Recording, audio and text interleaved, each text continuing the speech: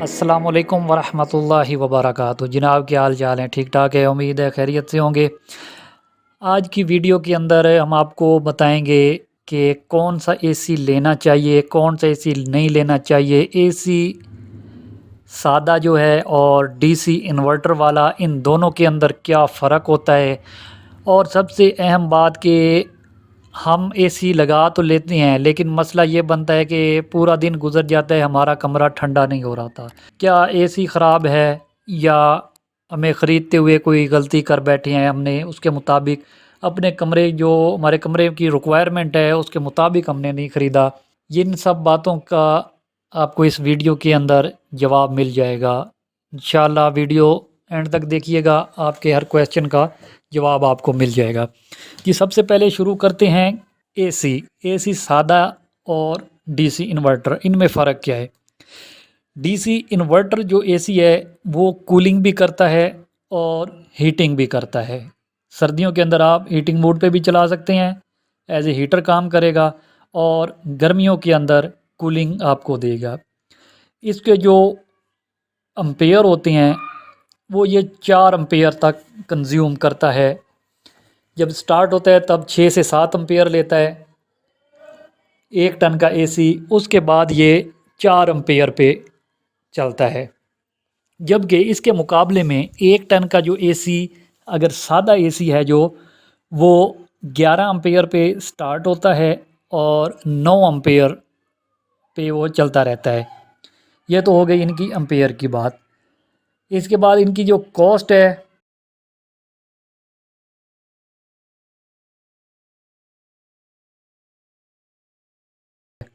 Plus minus कोई 5 होगा।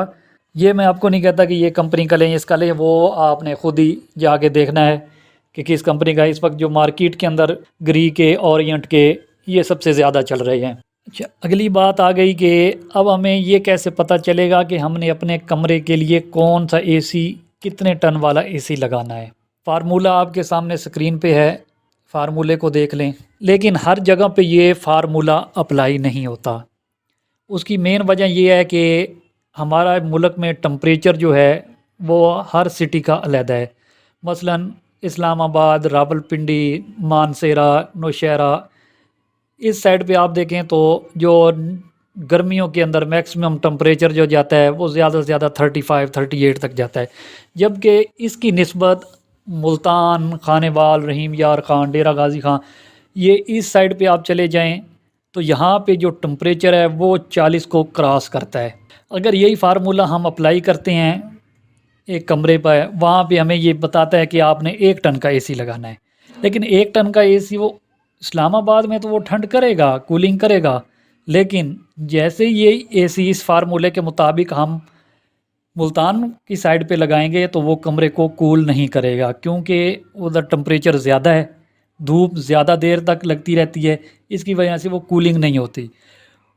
उस साइड पे ये है कि अगर हमारी फार्मूले के मुताबिक जो रिक्वायरमेंट है वो अगर 1 टन की आती है तो हमें उसकी जगह पे 1.5 टन का एसी लगाना है।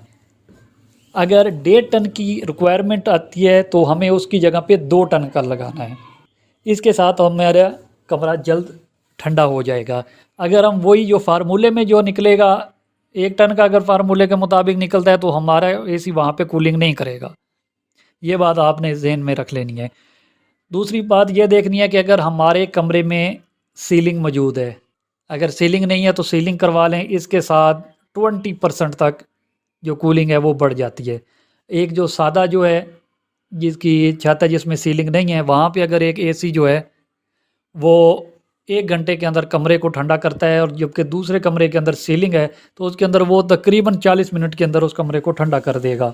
इसके लिए सीलिंग बहुत ज़्यादा अच्छी होती है। एक और टिप ये है कि जो हम आउटडोर, अब ज़्यादातर हम ओपन रख देते हैं, धूप में पड़े रहते हैं। अगर उसके ऊपर मुनासिब बंदोबस्त किया जाए कि उसको भी ज़रा छाँव में कर दिया जाए, या उसके ऊपर कोई इस तरह का शेड बना दिया जाए कि वो ज़रा ठंडी, उसके नीचे ज़रा सायादार जगह पे होगा, तो इसके साथ भी बहुत ज़्यादा कूलिंग पे इफ़ेक्ट पड़ता है। अच्छा, एक और सवाल जो हमारे ज़हन में आता है कि फार्मूले में तो 1 टन का एसी बन रहा है, हम इसकी जगह पे 1.5 टन का क्यों लगाएं। इसके साथ तो हमारी जो बिजली है वो ज़्यादा खर्च होगी, हमें बिल ज़्यादा देना पड़ेगा। बिल्कुल भी ऐसा नहीं है। देखें, अगर एक कमरे की रिक्वायरमेंट है 1 टन की, और 1 टन का एसी जो है वो उस कमरे को 2 घंटे में कूल करता है, ठंडा करता है।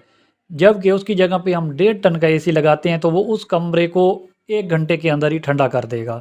ये बात आपने ज़हन में रखनी है कि जो आपकी रिक्वायरमेंट होगी वो उससे ज़रा ऊपर ले लेना है। इसमें जो डीसी इन्वर्टर जो है वो सोलर के ऊपर भी चल जाता है, सोलर के ऊपर बिल्कुल चलता है जो हमारे डीसी इन्वर्टर होते हैं। उसके साथ हमें आगे solar plate, direct solar plate के साथ नहीं चलता। ये सारा झूठ होता है कि ये डायरेक्ट सोलर प्लेट के साथ चल जाता है या खाली बैटरी के साथ चल जाता है, बिल्कुल नहीं। इसके साथ सोलर प्लेट के साथ इन्वर्टर लगाना पड़ता है, इन्वर्टर के साथ फिर ये एसी चलता है। जबकि जो सादा एसी है वो सोलर पे नहीं चलता।